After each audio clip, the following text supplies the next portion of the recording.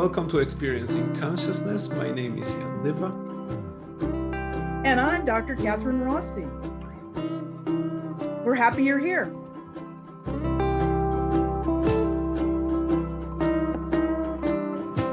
Okay, so let's go further with the recording then, and Yes.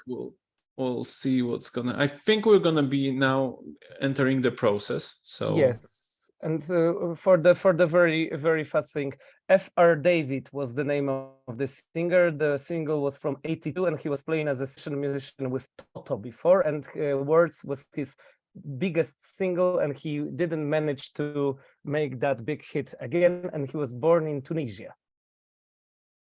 I know that because I did You the also checked same. that. I did the same research. Of course. I even played the song because I needed to close the gestalt, you know. This follows your psychobiology. When you follow your psychobiology, you never go wrong. That's where comfort really is. And so here you are with your hands. And it is one hand that just effortlessly can fall into doing what you want to do, of being able to write, to be able to express. Is one hand like this? So I think I'm looking at what would be your left hand, I believe. Exactly. So really enjoy that. And your other hand, by way of contrast, what's the opposite of that? So you've got the one that can flow so easily. And what's the opposite of that by way of contrast? It's good to have the opposites. When there's opposites, you have to create something new to make sense of it, don't you? It's quite interesting. And the opposite is simply the opposite. Okay, so in this segment, we are, I believe we are entering the process and starting working with the hands. And so generally what I can see, I don't want to suggest anything, but I can see that you are placing on those hands certain meanings, and then that kind of creates an interesting dynamics. Could you elaborate a bit on that, Dr. Rossi, on the whole process, on what was your idea and how you actually, did all that? Well, because the initial issue was writer's block. That was the initial issue. And as a result of that being the initial issue, I was able to suggest that one hand might be the writer's hand. And what I fully know is that you start in one place, but something else can shift into that hand, at any time. And so, again, I'm emphasizing this is not a linear process. And so he was experiencing, a lot going on in his left hand, and there was the focus of attention, and that I, even though he didn't, I can't remember if he specifically asked me to tell him when he was in trance. I don't think that he did, but I knew that that was an inquiry. When you're interested in hypnosis, you'd like to know when you're in trance, because when you're in trance, you're in a different state of consciousness, and so you don't necessarily know that that's where you are. So it was again, an act of kindness to point out that you're in trance. And I said it specifically, rather than making it a question. And I did that because it's a deepening technique. Mhm. It's not something I would do all of the time, but in this case, it's a deepening technique, and that was the motivation. And then once one hand is fully engaged, you want to encourage what is the opposite of that. And so I did not say what is the opposite of that. That's the creative moments inside of Hubert. Each time I'm working with someone, and if they say what is the opposite in their other hand, I'm always surprised, because it might be, well, it's red, doctor. And I'm thinking, well, what's on the opposite side of the color wheel? It's basically green, right? And so you would expect to be hearing that, but it's like, yeah, on the other side, that is it. It's my mother. So the thing is that it's so fantastic because I have no idea. And then, you're kind of off to the races when both hands are engaged, but they're really separate from one another in that moment. And so it's a really odd juxtaposition. And yet this is what we do in our own minds when we're working something through, and we're considering a lot of different scenarios.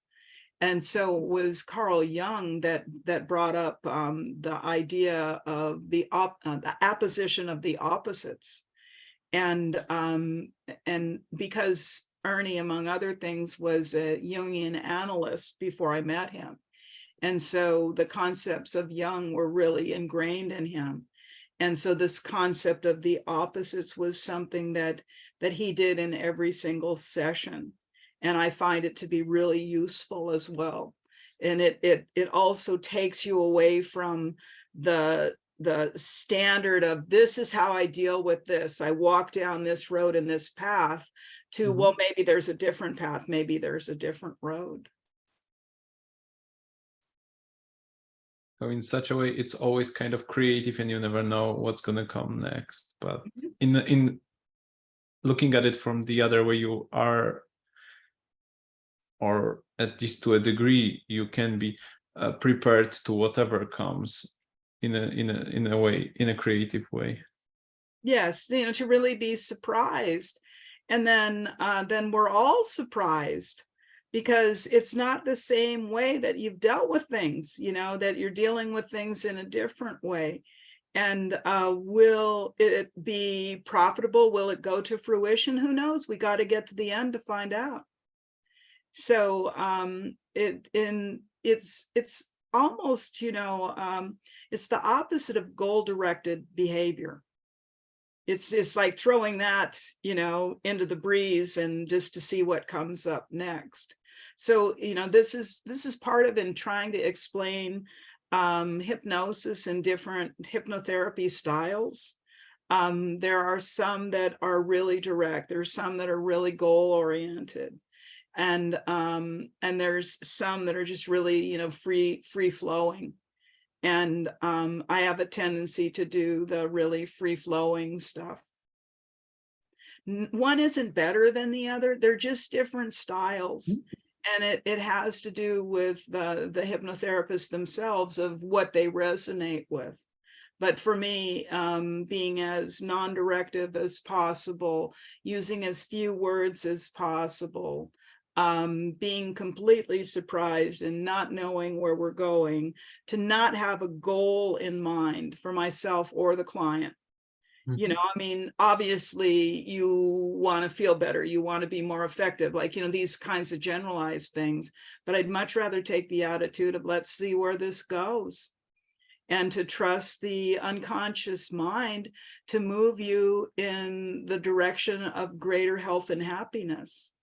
So the philosophy and the point of view that the individual therapist comes from, it helps the consistency of the therapy.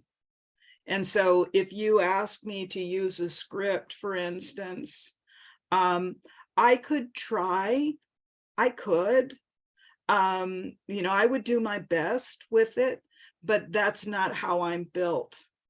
I'm built to be so much in the moment and shifting with each minimal cue that I see and that I experience.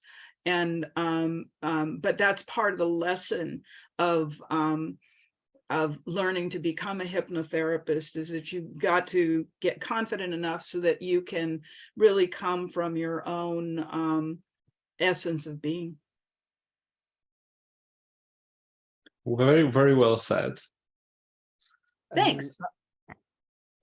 And I must tell that this moment, you are in the trance now. It was the single most amazing moment during the whole session, because like 1 second later, I start to feel different. Like it all started to come with me. I started to feel, you know, oh, it comes now. I know I'm in the trance. Like mind started to flow. I was like 1 second later feeling different, and it was something I encountered only very first time when Jan was showing me what is hypnosis or something. It also happened very deep and very, very, very soon, and I was only able to think like, how are you doing that? And now and later on I was already like in a completely different state. It was I thought that it is the closest it can get to a magic. It felt like, I don't know, like putting a spell or something like that, like with one word, and I only managed to think how like how it is happening, and it's it was absolutely amazing. I still don't fully understand what on earth happening, and is it a kind of magic, or if it's not. Why not be magic? Yeah, You know, I mean, because I think that when you access that part of you that can go into trance, that it's so different. And but it happened instantly. Like 1 second later, I was feeling completely different, and I was amazed. Like, wow. Isn't Hubert actually? Isn't he describing a numinosum here? well, but of course, the numinosum is that which is mysterious, tremendous. What's the third one? It's just it's a spiritual concept, the numinosum, and where you really are in a different state of mind. And I'm quite heartened that some of that came from that you were watching me go into trance, and whether it's mirror neurons, I don't know. But the fact is that you entered it in, and 1 second you felt different than the next second, and it speaks well to your sensitivity. And you know, as it's really beautiful to be a sensitive person in, you know, especially in these kinds of regards. So excellent. Okay, so let's proceed further with the recording. See what's gonna come next. It might have colors. It might have emotions. It might have words. There might be music there.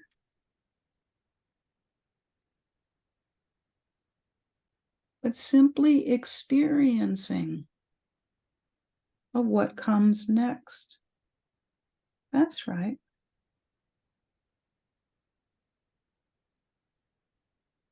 And how interesting. That's right, go with that. Coming together, pulling apart, and wherever they want to go next.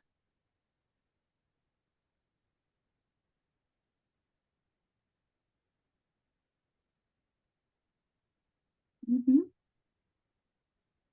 Yes. Yes. That's right. Mm.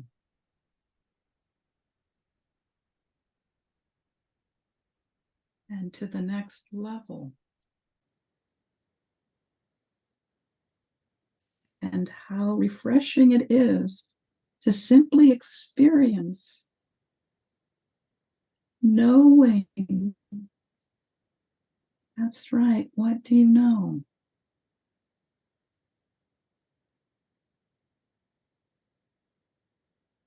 This very simple understanding different levels on the inside of you that really do know the answers. As I see your very quiet nodding yes. That's right. Go with that. Simply go with that. That's right. And as your eyes are receiving what they're receiving, I can see your eyes are moving like when you're in a REM sleep. It's very active. And no need for words. Words can come, words can go. Okay, so I'm gonna start my questions from the end of this section. Again, here the mention of the fact or the idea that the words are not necessarily here to be present.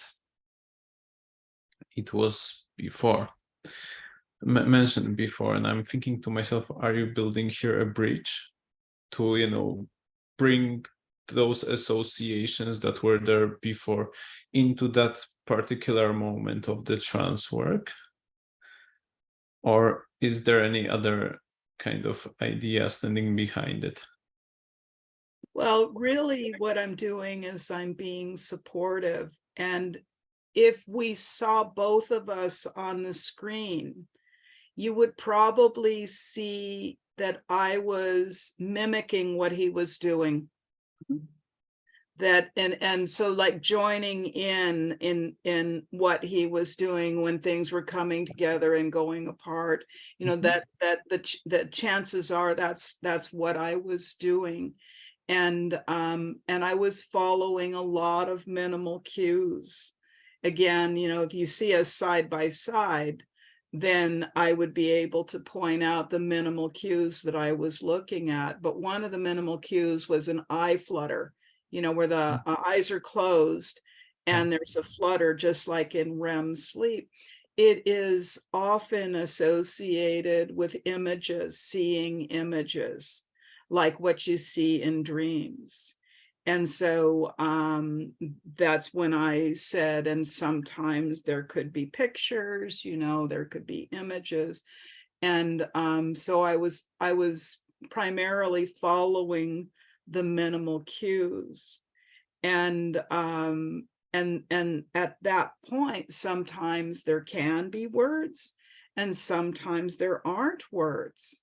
And so it's in offering this support that when a person is in stage 2, they need courage to stay with it. And so anything that's more associated with offering that kind of courage. And so it's not necessarily strategic for any one purpose. It's merely, you know, being supportive at the time. And so that the trance can go as deep as it wants to in a natural kind of way. And I remember that the trance was going quite deep at that particular point in time. And you can hear with my voice that my speech is even slower. And that I am obviously in trance myself, but I'm simultaneously, I'm looking at him. And when I see a shift, that's when I say, like, yes, go with that. So I'm seeing a minimal cue, I'm seeing a shift. And so that's what I did. Often I'll use the word receive. You know, that's right. You know, go with that, receiving that. Very short statements so as to not interrupt the process. So the same happens when you say, that's right, and to the next level? Yeah. And So I would have to see what he was doing when I said to the next level. we can make that happen. Yeah, we can make that happen, because when I'm responding with something like that, I really am responding to a minimal cue. Okay. And then you say, because there was another part when you spoke about levels, which goes, this very simple understanding, different levels on the inside of you that really do know the answers, as I see you're very quiet, nodding yes, go with that. Mm-hmm. So what levels? Well, the levels are on the inside of him. And so thank you for reminding me. I was responding to nodding. Now, when a person is in trance and they nod, it's usually really subtle. Like that. Really delicate. It's not like, you know, because you're not in your linear mind. And so there's minimal movements that are going on.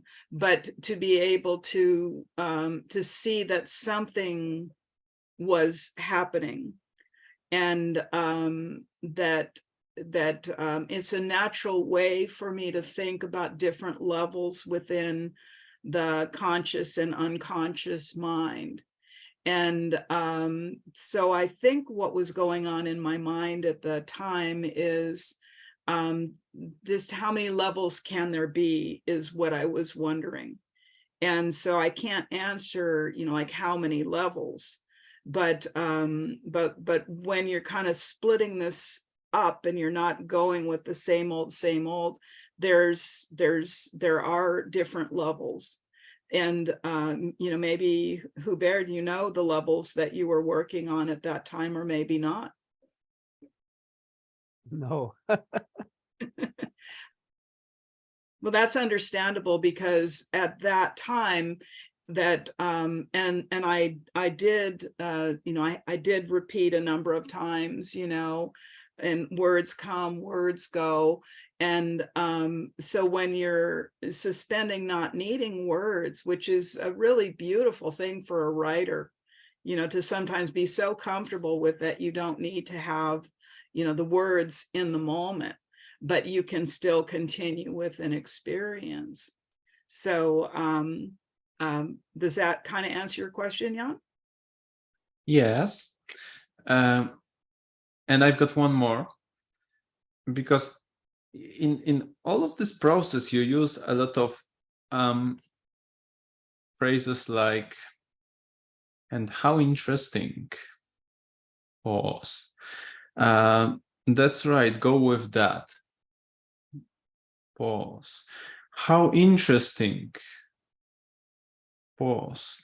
Or for example, to simply experience knowing, pause, and so on. And this very simple understanding. And so I think that these are actually very brilliant examples of open-ended suggestions. And that could be a good place to maybe refer more to this or build that up a bit. Won't you think? Well, it's really seeing what it is that comes next. Is that that there's a number of ways that one has a tendency to be more successful as a hypnotherapist and psychotherapist in general. And that's when you're asking open-ended questions, where it's not a yes or no, and that it's not even leading. It's just that there would have been a lot. Each time I responded, there would have been some change that would happen. And like whether an eyebrow lifts, for instance, if your eyebrow lifts, like when you're really interested in something, then a response of, oh, yes, interesting, isn't it? Or, that sort of thing. So the spontaneity really comes from the careful observation. Okay. All right. So let's proceed further with the recording and see what happens next. It's simply receiving. Sometimes even images. That's right. And how surprising those images can be.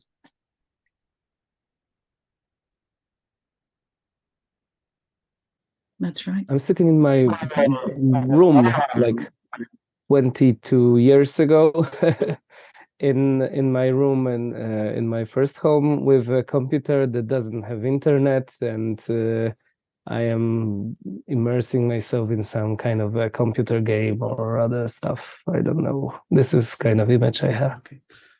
All right. I'll pause here for a moment because something interesting happened. So you are referring to the images and kind of in a general way telling or saying about the images. And then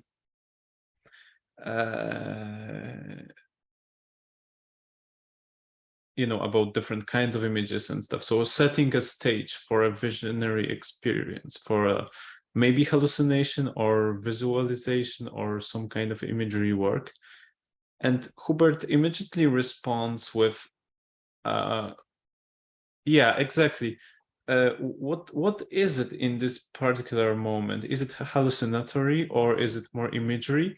And if it's distinguishable for now, how can we actually distinguish them according to your best knowledge? Well, his eyes were fluttering, like in REM sleep. And so it was the educated guess that there were images there.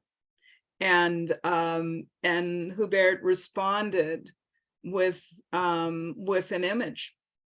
And it was an image of 22 years ago. And really one of his first computers, I think. And it was in the olden days where there wasn't internet. So it was a really different space and time. So he spontaneously went into an age regression, with, so I didn't suggest images for the sake of images. And he went back to a place that was real. And so it's not a hallucination that, that really happened, playing the video games and, enjoying that. So he went to really a sweet spot from, more than 20 years ago. And on the inside of me, I was really pleased that I didn't ask him to go back in time. And this is where the following really helps. But what I know is that he's going back in time. And I really wonder what's going to come next. And if you, for any reason, if you would like to strengthen that or deepen that, what are the possible ways to facilitate and enhance that kind of experience in your experience? Oh, to make it deeper? For example, if he starts hallucinating and I want to, make it even deeper, what would be your hints on, how to do it? Well, that if I'm going to take somebody into a deeper trance, then there is some kind of goal that's implied, or a goal that has been discussed. For instance, I'm being asked to help with the birth process of someone who would like to experience birth without experiencing pain. Now, can that happen? Yeah, sure. Maybe yes, maybe no. I mean, that sort of thing. But so even if we were working on something else other than that, in the back of my mind, I would be mindful that this person wants to experience a really deep trance. And so then it would be part of a really kind way of developing a skill that's for a purpose. And so under those circumstances, instead of me just following and being curious about the next thing, how would I take it further is, I might even say, and how deep can you go? I might even say that. That, one of the things that is interesting about me, because I'm so in the moment and spontaneous, it's almost like you got to catch me doing it. And then I can tell you how I do it. And I think, we certainly know that, Hubert went very, very, very deep in this process. It happens just a little bit later. And so with him, there's no need to try to take him deeper. And often I think for many, many people, they go to the depth that is right for them, within the moment. Yeah. So I know I'm not completely answering the question if I do X, Y, Z, because it's really so spontaneous within the moment.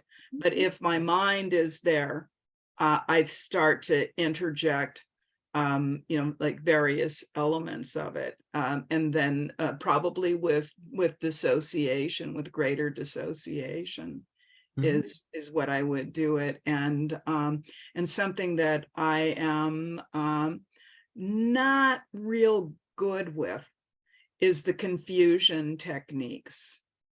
But that people will often go very deep when you introduce confusion techniques. The difficulty I have with confusion techniques is I get confused and mixed up. And so it's like, well, this is like, kind of stressful for me. There are people that just do it so well, but that I might introduce something like that if I was, trying to make a distraction, make a dissociation, for the purpose of being able to go deeper within the unconscious mind. You know how we can call it? We can make a technique out of it and call it, for example, double dissociation confusion technique, because it's like the therapist does the confusion to the client, and he confuses himself, and thus creating another level of confusion for the client.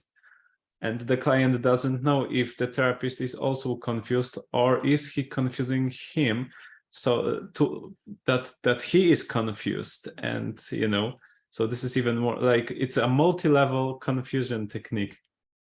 Yes, which is kind of fun to think about. And with confusion techniques, you do a lot of like no's.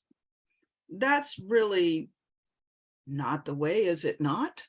Like, I mean, you do things like that. And then I start thinking to myself, did I say that right? So I'm sort of pulled out of my own trance within the process, because there's this wanting to do the right thing and wanting to do it correctly.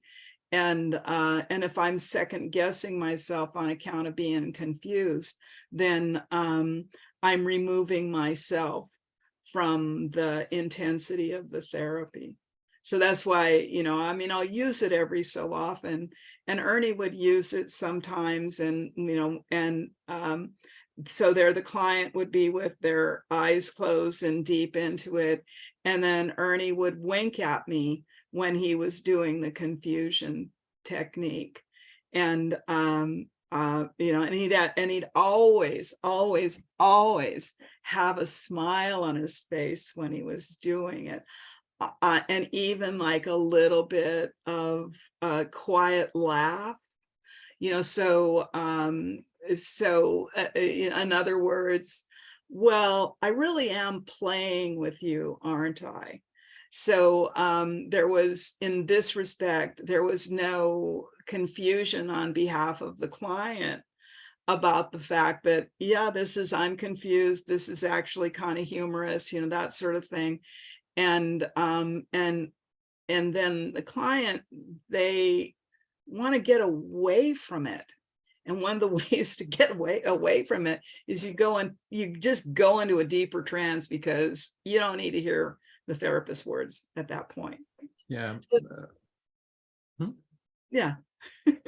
Escaping from the overload. Yeah, overload. And so, that in all of these, there's a time and a place for them where they're really good applications. But you really got to go with your talents along those lines. I'm not a talented confuser. Am I not? Exactly. My answer would be yes. Is it not? Yes. I think it's not. Yes, of course not. Right. I mean, it's just that it's really, it's fun with words. And really, it's good to talk about it, because it takes a sense of humor. Yeah. And that's one of the things that is often lacking within psychotherapy, is that little sense of humor sometimes, the good-natured, I'm having fun with you at your expense. I mean, it's like that sort of thing. But when I have a little giggle at the end, that I'm really not doing it to you at your expense. So the double entendres and things like that. But, and there's a time and a place for it. And it's called college. College, yeah. Well, I mean, there are certain instances, when a person is fixated and they're not able to jump away from their fixation, it's very good to distract. And some of these, double and triple negatives, and where is it yes, is it no, is it I don't know, that it helps to distract away from what is too staid of thinking, within the person, but it will also have a tendency to deepen trance. Yeah.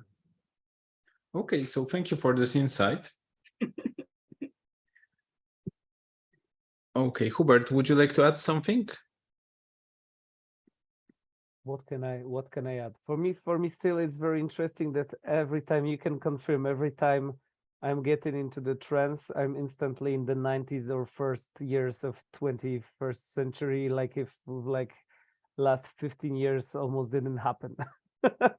like I don't even recall if on any sessions I was talking about anything that happened to me after I was like 20. I'm not sure if I even mentioned that thing, and like I'm instantly like in the late 90s. Mhm. Sounds like an important period of your time, formative years. Probably yes.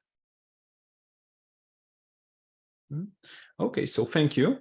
Let's see what's gonna come next in the recording. Beautiful. Absolutely beautiful, Hubert. What a happy place to be immersed those years ago in a computer game that helped you to become the creative man you are today. Wow. Okay, I'm gonna pause here for a moment, because this is actually a beautiful case to me, at least, of a utilization approach, especially specifically that you utilized the context that Hubert provided, the context of a computer and computer game, the computer without internet, to facilitate his strengths and actually what he wants to work on. And that's what I can see. Would you like to elaborate on that for a moment?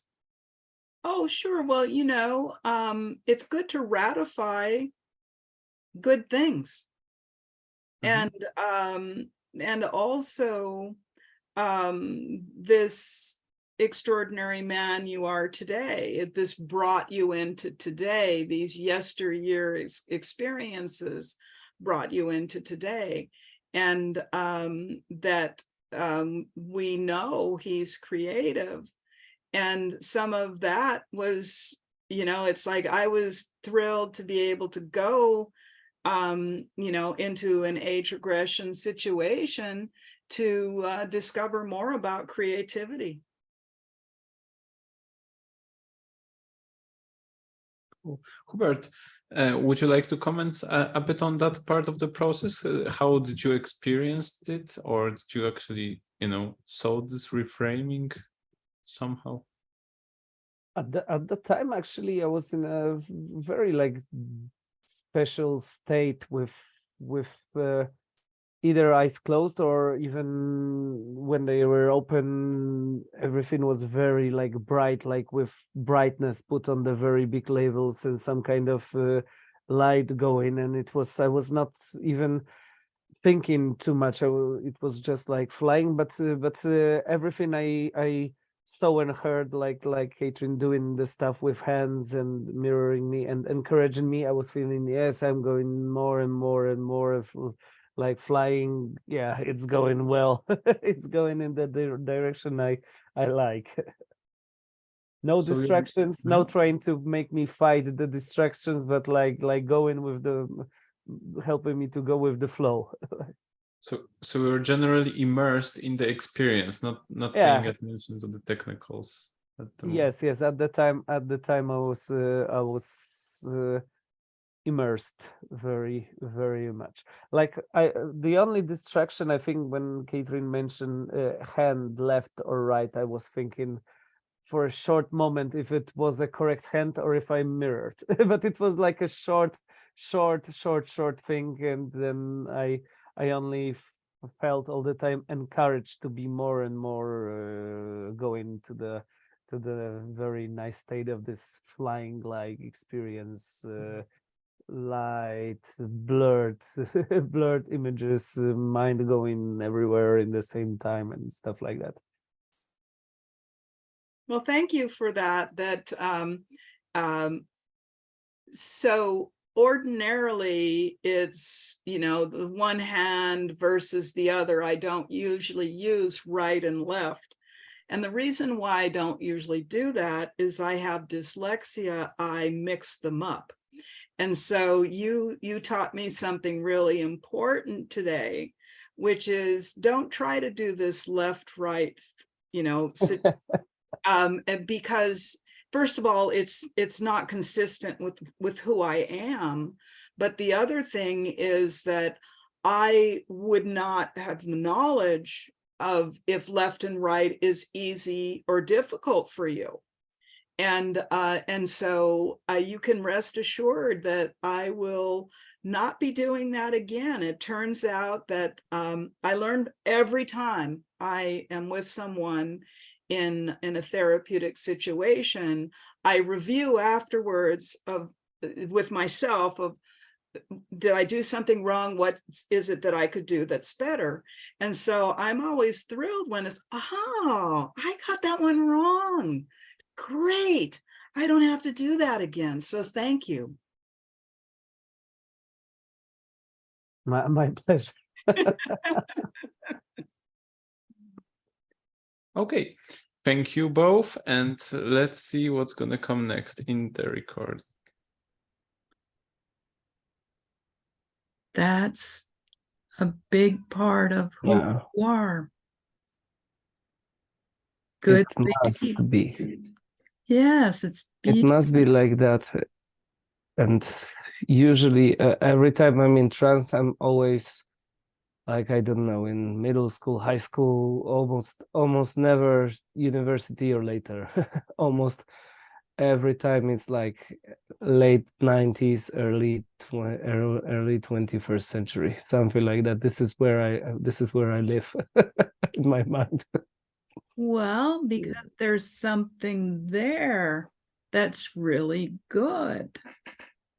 I see the smile on your face. There were some amazing discoveries that give you the shoulders to stand on for today. Of course, I wonder if you can go back to a time before computers. Mm-hmm.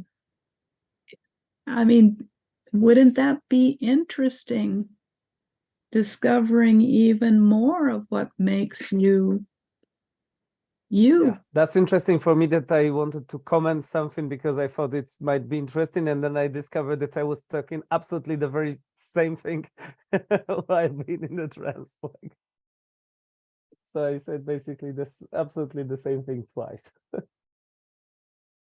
Maybe you are just maybe you are repeating the process on some level, you know, maybe unconsciously. It was, yeah, it's actually interesting. So exactly, Hubert says that he's always, you know, well in the trance in those kinds of time frames in this period, and you say to him, yes, that's good, because probably there's something good in there, you know, paraphrasing. So this is a reframe. But my question, at least how I can see it, but my question is, you say to him, go even further into the past to discover, like, you know, more of who you really are. And my question is, what's the purpose in here to, you know, move him further back into the past? Well, it's the direction he was headed, is number one. And so, you know, I when I said the word the first time, discoveries, he had a small nod. And so I knew I was headed in the right direction because I got this small nod. And that's then when I added, and yes, to discover what makes you, you. And so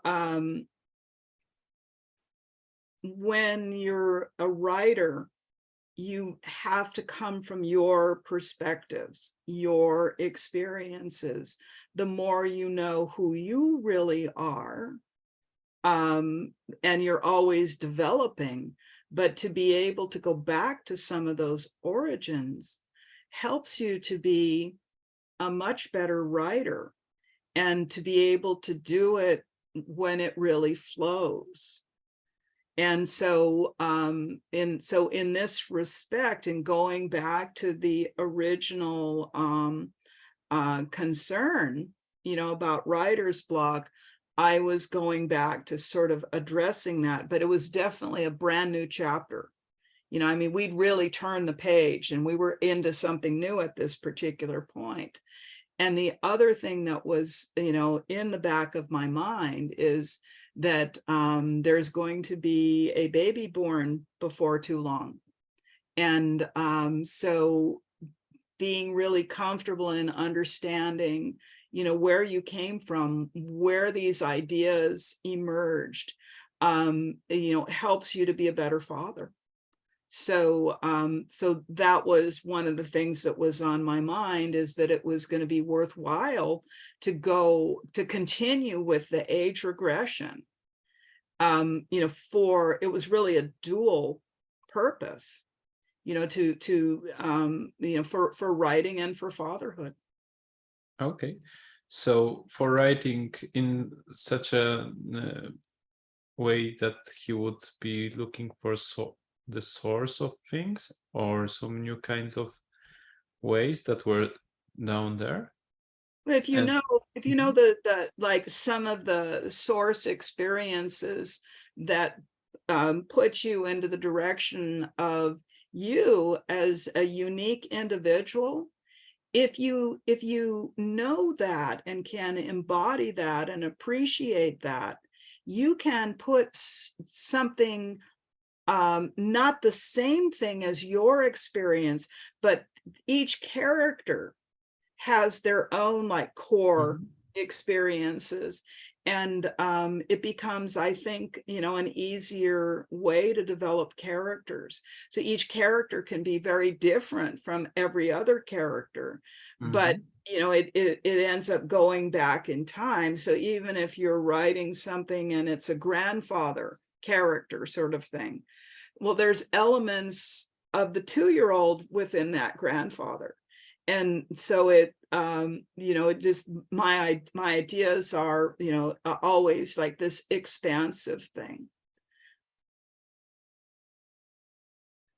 And particular references to being a father in this whole process?